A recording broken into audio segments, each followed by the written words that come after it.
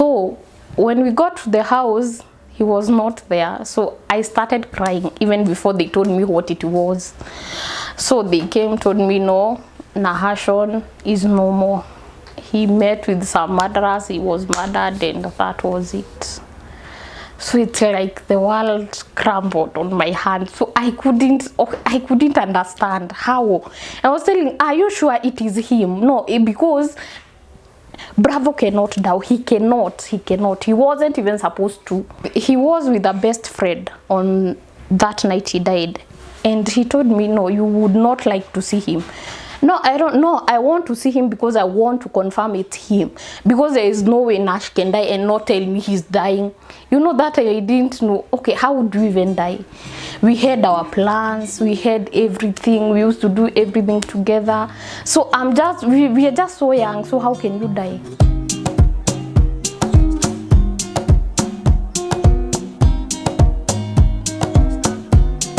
Hi guys, and welcome back to Mommy Tales. I'm so happy to have you here. And in case you're new here, my name is Marianne, and on this channel I share the encouraging, inspiring stories of women, most of the times moms, though sometimes I do feature dads. And through their experiences, we can learn something from them. We can be encouraged by their stories. And today is no different. Today's mom is no different. Today I'll be featuring a mom from Nairobi County. And let me give you a little background about why I'll be featuring this mom. Now, most of the time when we come across stories of widows, African widows especially, most of the times their stories are so sad. You know, they are so yani they are filled with so much despair. Most of the times, imagine, to be very honest, they are never encouraging stories. This is most of the stories. And I was like, if somebody is widowed today and she just decides, let me just go search on the internet for a story that will uplift me, imagine it's so difficult for her to find one that is so positive, so encouraging. And I was like, because I know for a fact there are in-laws who continue to stand with widows. There are widows who have encouraging stories to tell. And I'm like, where are these stories? So I just decided, let me just ask around. Let me ask my networks. Let me just cast my net wide and ask widows who have this kind of encouraging stories that we can all learn from, encouraging stories that somebody who's just been widowed today can look at and say, wow, there is hope for me.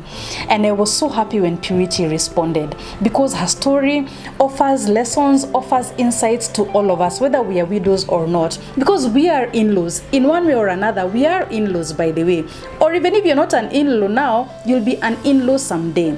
So there's so many lessons that Purity offers us in her story.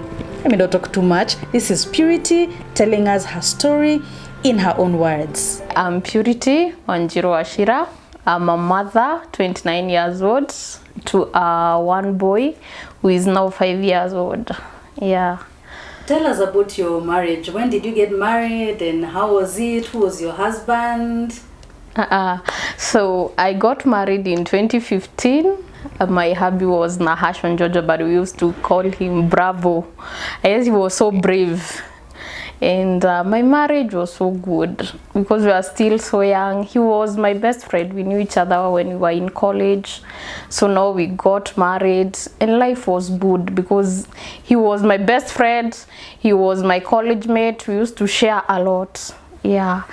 And when you say he was your best friend, like what does that mean exactly? A best friend is someone you're not afraid of, someone you can share anything, you can joke about anything, you're not afraid of making a mistake in front of him because he will correct you nicely. You can do anything. You know, someone you're free with. So it's not like this is a man and you're afraid, no, I have to do this and this. No, I didn't have to pretend. And one thing, by the time I was getting married, I didn't even know how to cook. And he taught me. Wow. So that's what a best friend is. And I got interested in cooking, and that's even how I got interested even in baking. Okay. Because I used to bake with jikos and that just for breakfast, just a snack for us. I remember one day he told me, no, do you know you can bake for business? And I told him, no, you know me, I cannot deal with people. You are the man of people, not me. I cannot definitely do that. And he used to encourage me. We used to do a lot. And he loved his family. You know, a man who loved his family, it's Bravo. So you never used to know how to cook. What is the one dish he taught you how to cook and you become an expert in? Yes, mokimo and chapati. Yes, I didn't know how to cook chapati, and he loved chapati a lot, and he taught me how to do it. Like, we would do it together, and then the next time I'll do it, and he would tell me, you know, tomorrow we are doing this pilau, tomorrow we'll do this dish, and I would do it. He used to teach me, yani without feeling as in ni nani huyu nimeoa hata ajui kupika or anything. No. Okay. Yes. So your best friend is not with us here anymore. He's not with us anymore. So on May 25th, 2018, that is when he passed on. It was on a Friday morning. So for me, we had talked the previous night on Thursday a lot over the phone, like almost an hour. We had never talked over the phone for such a long time because he never used to stay with us at that time. He was working at Muranga. And where were you? I was in Nyeri myself. So at night, I slept. In the morning, I woke up to my normal duties, went to work. But okay, at night at around 3, my son woke up and I breastfed him. And I saw a message on my phone. That time I was using these two small phones because the smartphone had been stolen. So I was using the small phones. So I saw a message, but I didn't want to read it because I didn't, you know, they make sounds. So I didn't want it to make sounds, and my son is now completely away. So I said, I'll read that message in the morning. So I woke up, you know, when you wake up, I used to do everything for my baby, make his food ready, everything, and then go to work. So I didn't read the message when I woke up. So when I was going to work, nikaingia gari. So that's when I remember, oh, there was a message. Let me check. So it was him. And he had told me purity was the best thing that has ever happened in my life. And always take care of our son and God willing our daughter, because we were hoping maybe I was pregnant, but I wasn't. So, and I just replied, no, it will not be a girl, it will be a boy. You know, we were joking. So, and that was it. So, on my way to work, there is somewhere we pass mahali wanauza coffins.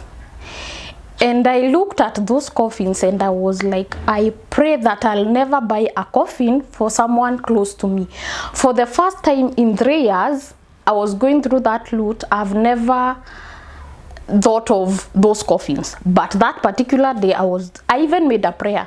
God help me never to choose a coffin for anyone close to me. Then I got to work. So it was a Friday. So I got so busy. So by that time I was going to the bank, off to the bank, to the office, to the bank, to the office. Actually, it's like my heart was not settled. So now it was around 8 and he had not called. So I was like, this is very weird. And also the message was not delivered. You know, those two phones tell you the message is delivered or it's not. And my heart started worrying. I don't know why I was worrying. Then I decided to call him and his phone was off. And my heart felt something, just a sharp pain, but I didn't know why. So I stayed calm because no, I was so busy. And then I would go to the bank, forget my phone at the bank, go back to the office, remember I have left my phone, then go back. And I was not settled at all. I remember even the operations manager at the bank telling me, "Ay, Purity, today you're not yourself. Hauko sawa kabisa." So then at the last time I was going to the bank, my CEO called me. "Purity, are you done?" "No. Please come back to the office." So I was like, why would you call me? If it's something official, anyone in the office can sort it out. So at first I was like, what is wrong? So by the time I was getting from the bank now to the office, I now started calling him again. I'm calling it off and I'm still calling. And I started crying. You see, I'm going back to the bank. I'm crying. I don't know why I was crying. Maybe it's because his phone was off. It's not normal. He has never done that. So, and my mind was telling me, he had told me he was to travel to Nairobi that Friday. So my mind told me maybe he didn't charge his phone. But even if he didn't charge his phone, he would have called me with another number or something. Yes. So I got to the office, straight to the CEO's office. And now I met my immediate boss, my head of department. And the CEO told me, please wait. So I got, why am I waiting and it's someone from the same office? Why can't she tell me what she's telling me when he's still there? So by the time I was getting back to my desk, my mother-in-law called. And she asked me, have you been told anything about Jojo? No, they call him Jojo. Have you been told anything about Jojo? And I was like, okay, I've not been told anything. So, but because I was tensed, so I just walked out so that I don't, like, people see me, what are you talking about and all that. So by the time I was getting out, my uncle-in-law car was at our office. So I'm like, why, what is he doing here? Why would he come? Yes, I've never even seen him there. So I got into the car. So I'm asking him, is my husband okay? And he said, no, don't worry. And now the CEO followed me with another colleague. So we got into the car, and so I'm asking, please someone tell me my husband is okay. I'm calling him and he's off. So all this time I'm still calling. It's still off. It's still off. So I got into the car, so we went. On our way home, there is a referral hospital. So my mind was telling me maybe he got an accident, and it told me he was supposed maybe to help. I don't know why I don't know. So we, in the car, nobody was talking. Yes, nobody is telling me. It's me who is asking them, is my husband okay? And what are they telling you? They calm down, calm down. So I'm like, what am I coming down for? So to Capita, the hospital. So I was like, why are we going home? But my mind told me the love he had for us could make him, hata kama amepata accident, kwanza aseme nipelekeni home, mimi nikaone familia yangu iko sawa. So when we got to the house, he was not there. So I started crying even before they told me what it was. So they came, told me, no, Nahashon is no more. He met with some murderers, he was murdered, and that was it. So it's like the world crumbled on my hand. So I couldn't understand how. I was telling, are you sure it is him? No, because Bravo cannot die. He cannot. He wasn't even supposed to. So, and after that I told them I need to see him because that cannot be him. And that is how the journey started. So you said you needed to see him? Yes. Did you see him? Yes. They told me, no, you cannot go on weekend. Now we'll go on Monday to the morgue. I don't know, it's okay. But he was with a best friend on that night he died. And he told me, no, you would not like to see him. No, I don't know. I want to see him because I want to confirm it's him. Because there is no way Nash can die and not tell me he's dying. You know that I didn't know. Okay, how would you even die? We had our plans. We had everything. We used to do everything together. So we are just so young. So how can you die? So on Monday we went and we went to the morgue. So he had collided with a Buddha guy. And so he was, it escalated to a point that he was burnt. So he was burnt beyond recognition. So the only thing I saw was his toes. You know, he had beautiful toes that I had filed. He had come on his off on Tuesday. So I just saw the nails. That was the only thing. His face was not there. Nothing else was there. Only his nails. So now Nash is gone. Nash is gone. What was going through your mind at that particular time? You were still breastfeeding your son. Yes. What were you thinking at that particular time? Like, okay, I don't know even whether I was thinking, because I thought we have gone to another place. It's like just a dream. You know, it's not something real. Because look at this baby, he's too small.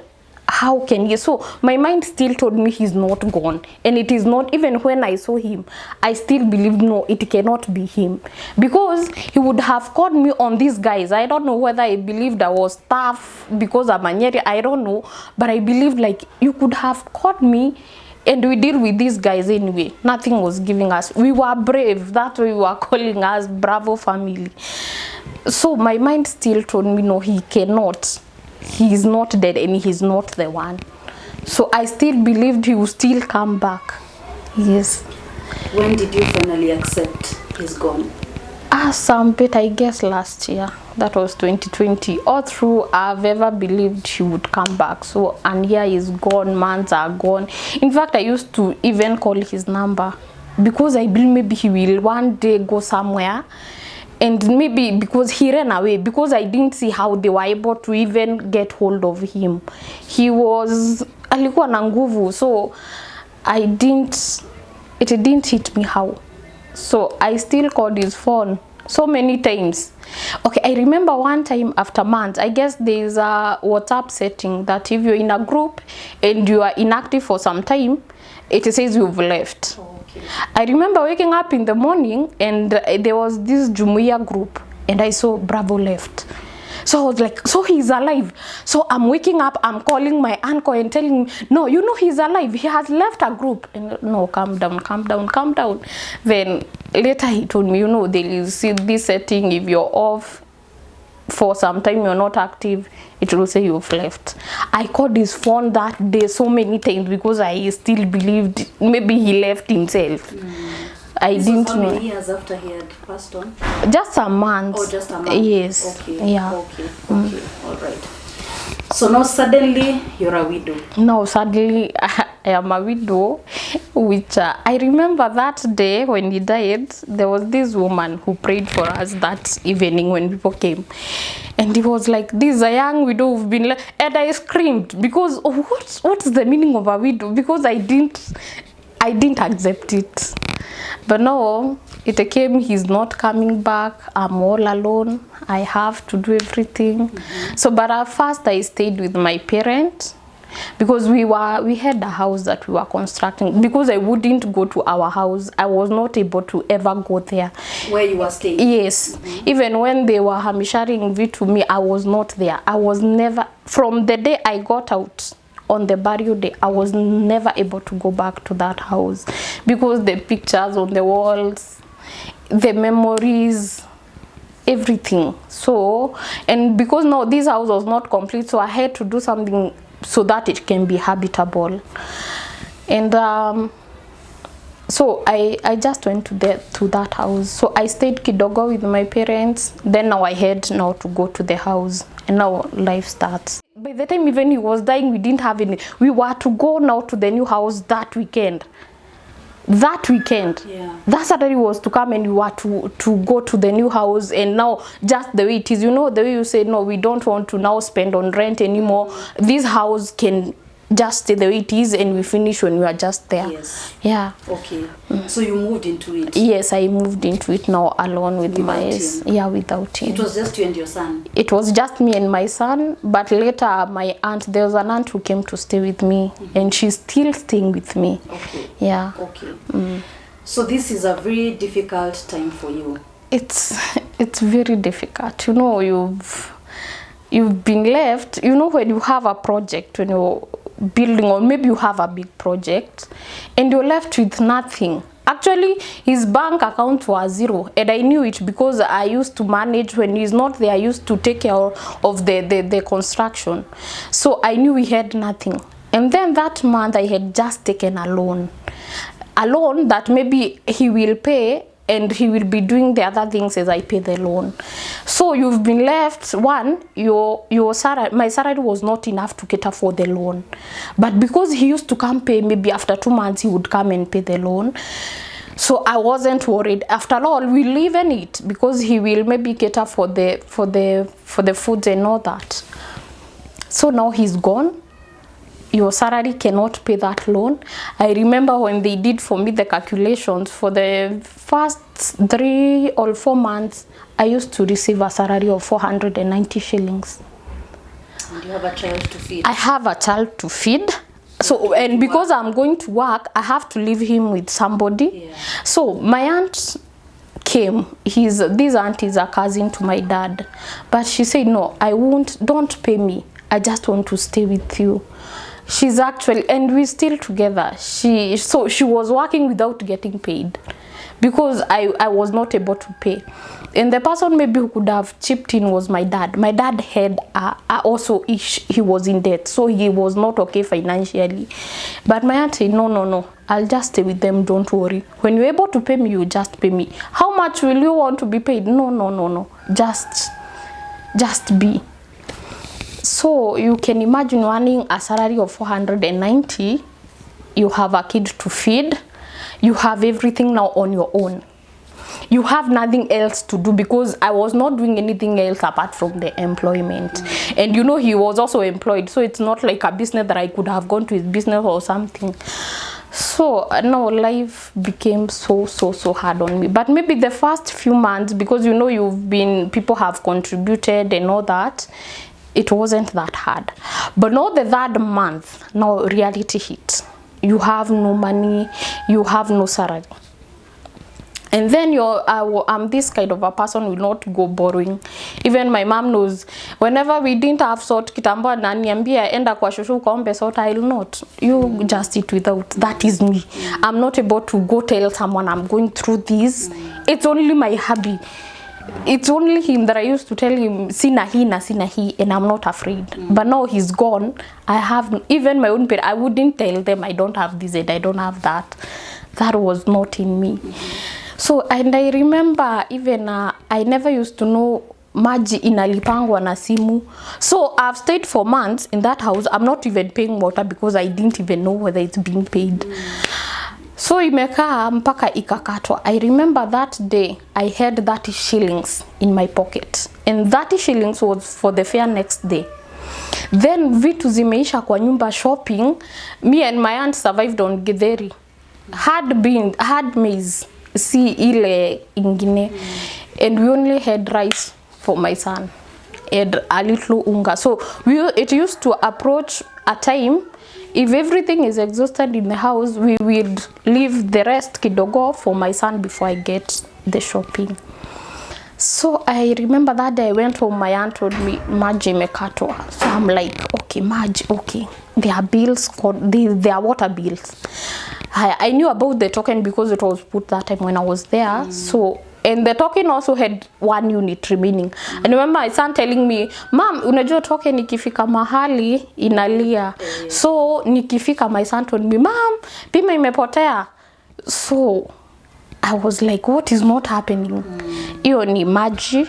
Sijapata pesa leo. Hakuna hata mtu amekuja kuniambia shika yu kape mtoto. So we have nothing. And I went straight to my bedroom and I cried and I told God, no, I cannot do this, because imagine my son used to get the best. Now even food is a problem. He's not even getting his balanced diet. I have not even come home with a asigo fruit. How now? So I told God, I cannot. I've never slept hungry when I was being raised by my parents. And this is my house now. I can even sleep hungry, no. And I told God, I'm done and I'm done and I'm done. I remember now when I was crying, my son came and he met me crying. So, and he hugged me. So he's calling on his shosho because I'm crying, because he don't know why I'm crying. And his shosho maybe didn't even hear or something. So I had to calm down because now he was now starting to cry. And I calmed down. Then I didn't eat even that day. I didn't even know whether there was something that we could eat. So I told myself, no, okay, I would rather be gone, not alive, but not have to see my son not getting what he needs. So I told God, no, I'm done. So I want to die at exactly, maybe I thought my hubby died at around 3 or 2:30 hapo. So I set my alarm at around that time, 2:30, to wake up. There is a dam near my home. So that is where I was going to. So I set an alarm kidogo, volume kidogo sana. So ikalia, it's 2, nikaamka. So I just held my son. I told him, no, you know, my son, I'm talking to him, but he's asleep. And I told him, no, my son, I know you will get the best. So I wrote a letter to my dad and told him, no, you will have to take care of my son, because you took care of us for the time I was with you, and I know you can, and I know you will take care of my son. How? I don't know. So these are my bank accounts. They have nothing at all. Hakuna kitu iko. So just know what to do. Offer the best that you used to give to me. So mimi nikamwacha kwa kitanda mwisho vizuri.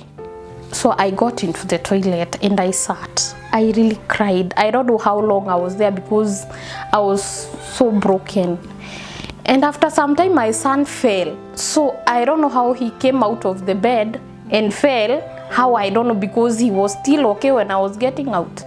So he fell, and instead of falling and now getting back to bed, that's what he used to do. If he fell, he would get back to bed and continue sleeping. But that day he cried a lot. Even my aunt woke up and asked, what is wrong with him? So now I had to now get out of the toilet, now go pick him up. So when I picked him, I felt like a burden that has been removed. I felt a lot of peace. I don't know how. So I just held him. So tulilala tu kama nimemshika. So, and you were planning to go to the dam? Yes, just to go to the dam because I was done. And the letter was there to my dad because he was the one to take care of my son. So you were going to sneak out of the house? Yes, sneak out quietly. You know, my aunt will not ask you where I'm going because there is a toilet outside. So I'll tell him nimeenda choo ya nje. And because there was no gate or something, so I'll just go. So you were going to throw yourself in the Yes, yes. I was totally done because how are we going to survive? I have nobody, and you know, it's like that day nobody called to even ask how you were doing. Nobody had called that day. So I was like, I wish maybe somebody could call me right now and ask me, is everything okay? And I tell them, no, it's not okay, just do this for me. Nobody. So I was like, no, when you become a widow, everyone is gone. That is what my head told me.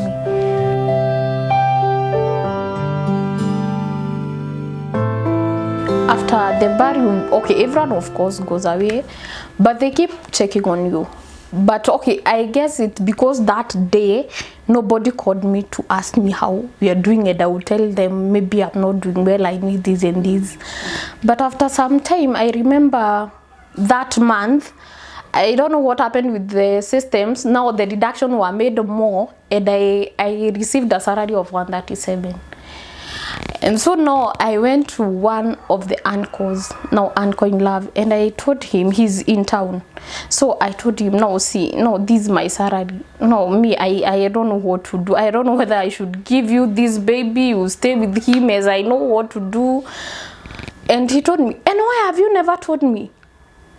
When did they start deducting all this much and you never told us? Okay, he knew about the loan, but he never knew. They had now combined the loan and now it's one, and they are doing the full deduction. And he gave me money to go do shopping, settle all my bills and all that. So, and he told me, every time you don't have anything in the house, actually tell me. And I'll not be okay if you're staying in your house, you know your kid doesn't have anything and you're just quiet. It's not good. So from there now I was able to talk. You know, he have given me that confidence that you can just come to me, tell me you don't have this and that. And that's what I used to do. If I don't have anything, I would call him or any other person. They told me, no, if you don't have anything, just tell us. We are here. Nobody will ask you why or anything or judge you or something. So I became comfortable now to tell them I don't have this and that and that. Yeah. You'd been married for only 3 years. Yes, only 3 years. What was your relationship with your in-laws while you were still married? Okay, I would say it was good. But you know, now when you're staying in town and they are now far from you, we used to go for maybe occasional visit 1 or 2 times or 3. So, but the time we related, we were good. We've never quarreled. We related so well. So even afterwards, they didn't change. Nothing changed. Nothing at all, at all. In fact, it became, they really helped me the way I never thought they would. I joined all their WhatsApp groups, in their functions every now and then. So they are good.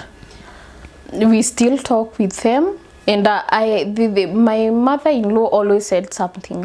You know, kama akona mandizi atatuma, juzi hata alitupea mbuzi, and it's for milking. So right now I'm even not buying milk in my house. And we have also tea plantation.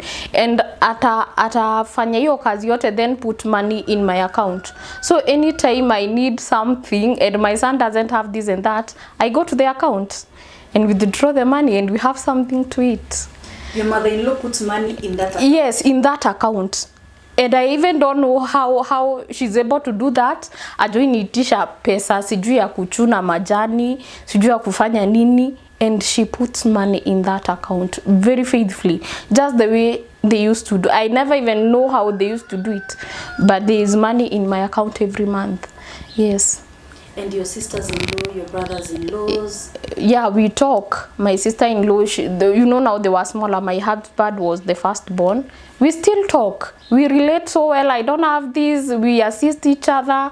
The brother too. The brother said something. No, go buy your son this. And we are just good. So you feel like hawajawai kukuachilia? Hawajawai. I cannot say a single time they have ever done that. And I'm even comfortable with them. You know, sometimes when you're relating with your in-laws and maybe you feel uncomfortable, and you would only feel comfortable when your hubby is not there. No. We laugh, we joke, we do anything. Yes. Do they come and visit you in Nyeri? Yes, they do. Very many times. They do come visit me. Anytime they feel like if anyone is in town, you'll call me, no, I'm in town, come say hi. Yeah. Okay. Yeah. Wow. And you had only been married for 3 years? For 3 years. I can tell you even some of them, not the extended family. I never knew all of them. And even on the burial day, I didn't get to meet all of them. Some I met them in now the later functions of the family. And now they are being told, this is the wife to John Joe. Oh, okay.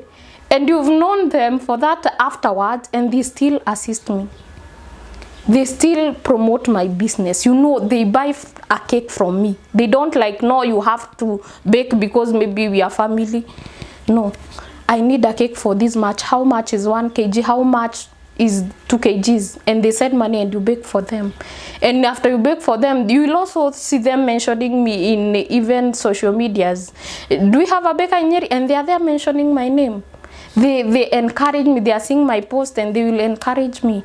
Keep going, keep going. Yeah. And how does that make you feel?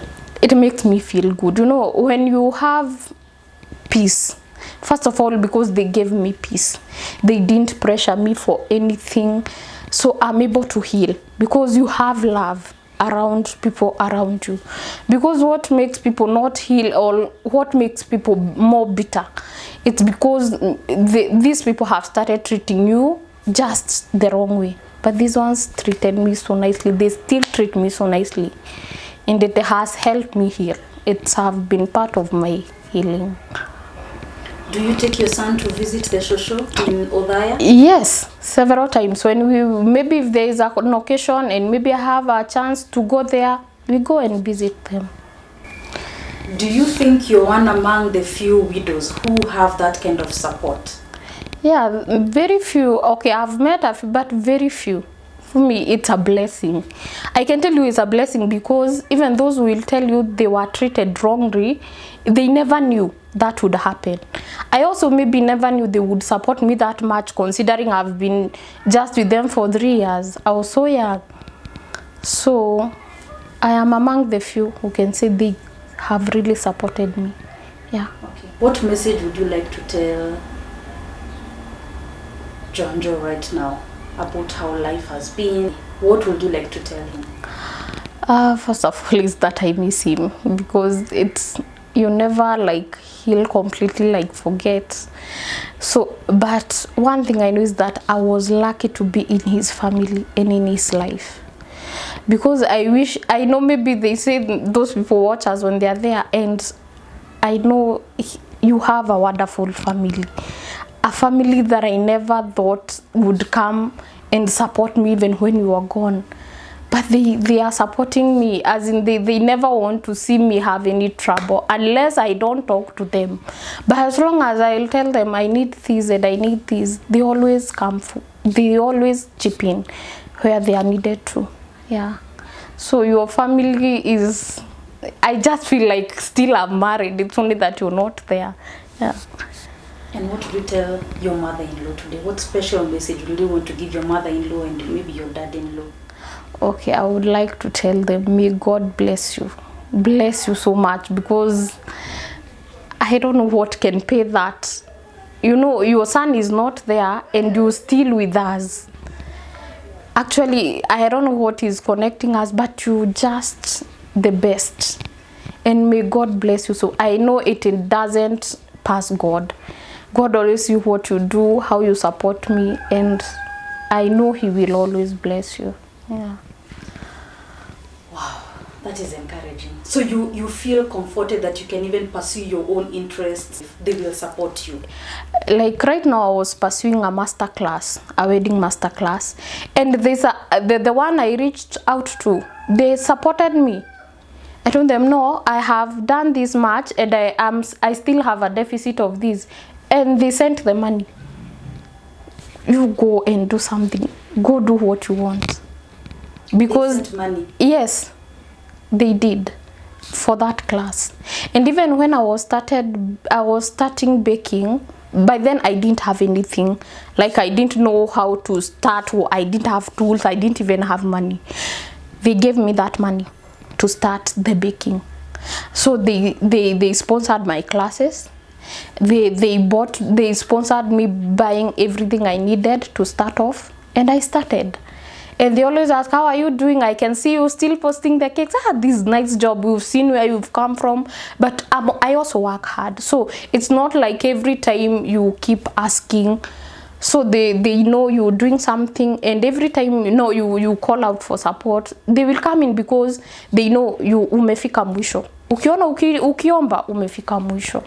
Yeah. And they come inside. Yeah, and they don't judge you. It's not those people who tell you, maybe, see I gave you. You know, there are those people who will support you, but they will make you feel, I did that. They don't. In fact, they don't remember that they even did it. They don't. What words of encouragement would you like to give a widow who's just fresh in widowhood? One, I would like to tell them God is faithful. God is really faithful. I don't remember a time I've told God I need this and he failed. So it's hard. For me, I don't tell a widow to move on, because you're telling them to move on, and move on to where? So just be.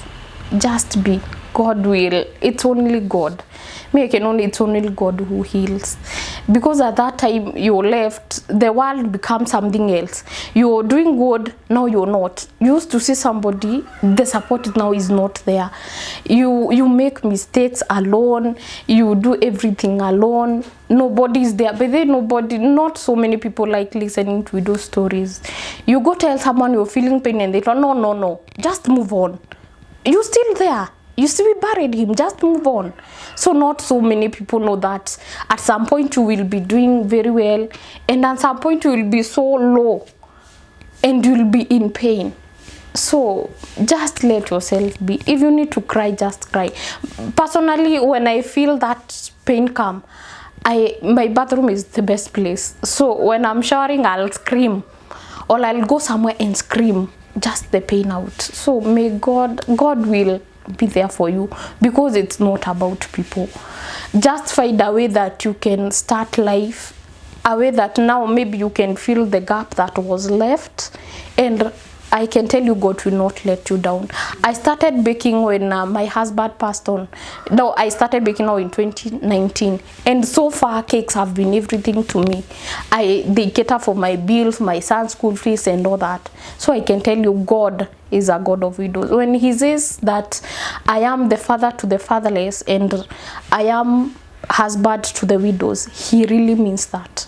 He's so faithful. So just hold on for the sake of your kids. I almost gave up because I thought maybe how would my son, no, I'm there but I'm not able to provide. But I can tell you those kids should keep us going. Personally, my son, I give my son everything. I would rather sleep hungry. I would rather never eat, but I give my son the best. So those kids should really be the best.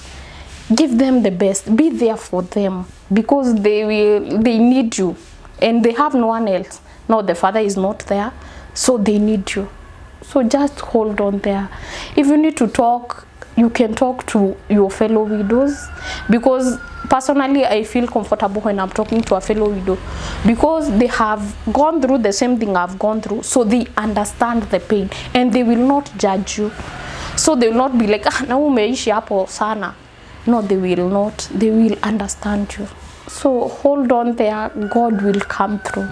So after you've been left, maybe if you're maybe a housewife or whatever you're doing at the time you're left, there is a gap. So you need to fill that gap. So you really need to do something. So you just don't sit back, wait for people to come and support you, or you'll be like every time nipe every other day. No, do something. Tell them, maybe I want to start doing this.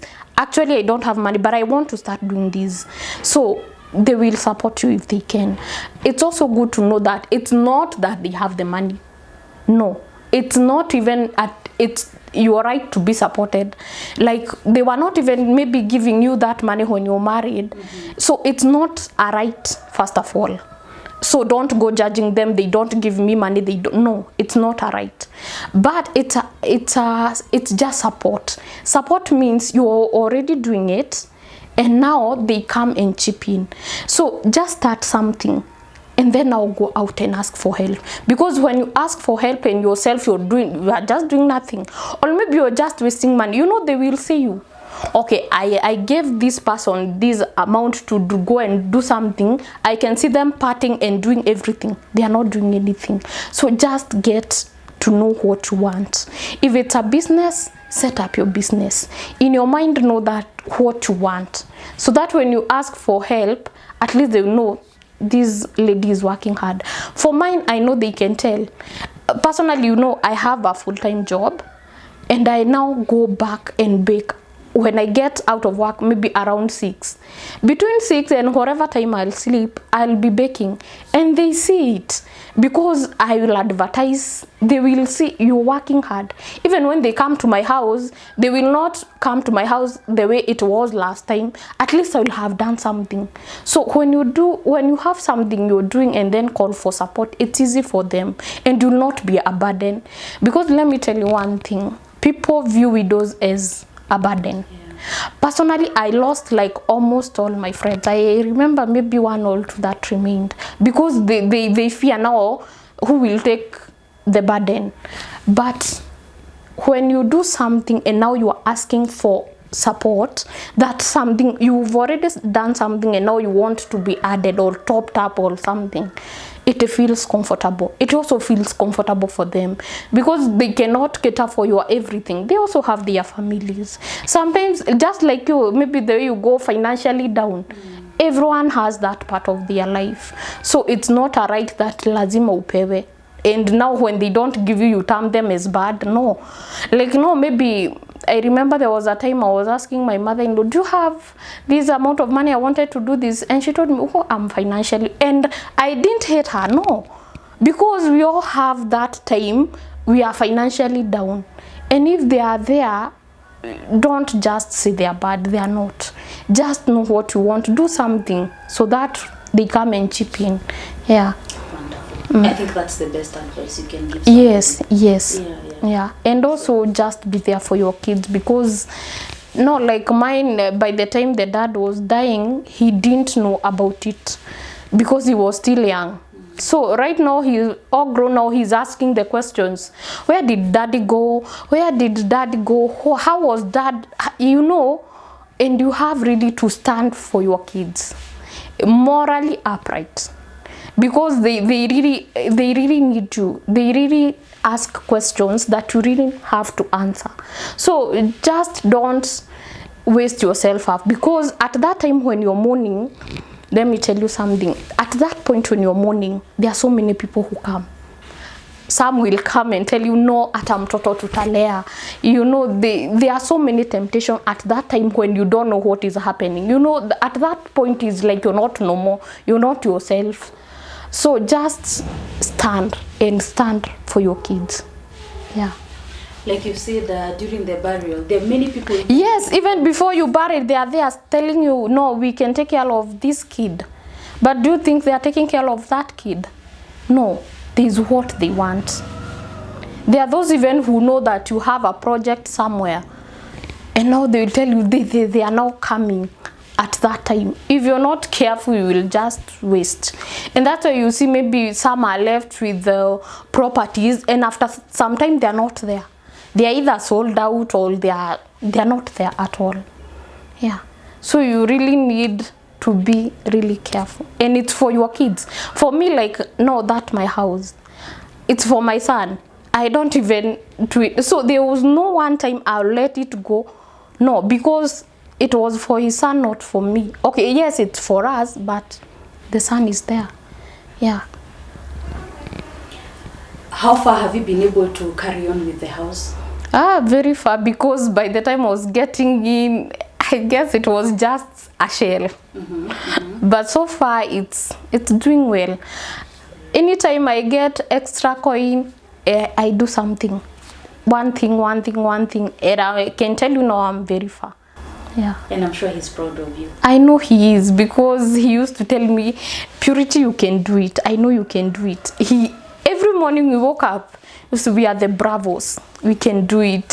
So I know he's so proud of me, seeing me do everything. You can imagine working full time, and then you go to the house, now start baking. So you don't even have time to rest. So I know he's proud of me. And just seeing how just the way he wanted his son, the school he wanted us to take our son, it's where I took him. The way he wanted his son to be is the way he is, because actually I cannot settle for less. I told myself I will give him exactly what we wanted to give him, even when he's not there. So I fitted in the shoes. Everything he used to do, I do it. But also because you have peace from your in-laws. And I have peace. You know, you're surrounded with people. My parents are the best. They support me where they can. The in-laws are there. They support me where they can. So there is no pressure. Like, nobody is quarreling me every now and then. So for one, I have peace to think what I want to do next. I have peace to do everything, to hustle for my kid. I have peace. And I've been able to continue healing because of that peace. That peace is very important, I can tell you. But when you have people around you who are really messing up with your peace, I can tell you they will not heal. You will not. What would you like to tell in-laws? I would really love to tell them that nobody on this earth wishes that their husband died. In fact, we pray that they stayed with us. So at that point, they've been left and your son is gone. Just pick up the family like the way you used to do when he was there. Pick them up. That woman needs you. Those kids need you as they are in love. They really do. So support them where you can, if you're able to. And even if you're not able to do that, even financially, give them moral support, give them emotional support. Just don't mess with them. Just don't. Because they need that. They need that love to heal. Because it's because of that love that she will be able to heal and they will be able to move on. Yeah. Yeah, and that is Purity's story. I hope you've been encouraged, especially if you're a widow. I hope her words have encouraged you. If you're an in-law, I hope Purity's experience has taught you something, how we can be there for our sisters. And you know, sometimes people wonder, Kwani, who are these in-laws? Let me tell you, in-laws look like me. In-laws look like you. In-laws look like that colleague. In-laws look like that friend. In-laws are just kawaida, regular people like me and you. And it's our collective responsibility just to support our dear sisters who've been left by their husbands. Let us find ways to support them. And like Purity has said, peace of mind is so important. You know, when she has peace of mind, she can be able just to focus on the direction she wants to take. So let's just find ways in whatever capacity we can. Let's find ways to support our dear sisters. Thank you so much, Purity, for sharing your story. I know it's not in vain. I know you revealing what you've been going through and the support you continue to receive from your in-laws, it's not in vain. I can assure you that. So thank you so much for telling your story. And to you who's watched this video hadi hapa until this far, thank you so much. I really appreciate it. And in case you've not subscribed to this channel and this is the kind of encouraging content that you like, please do consider subscribing. Otherwise, thank you, and I'll see you in the next video. Bye bye.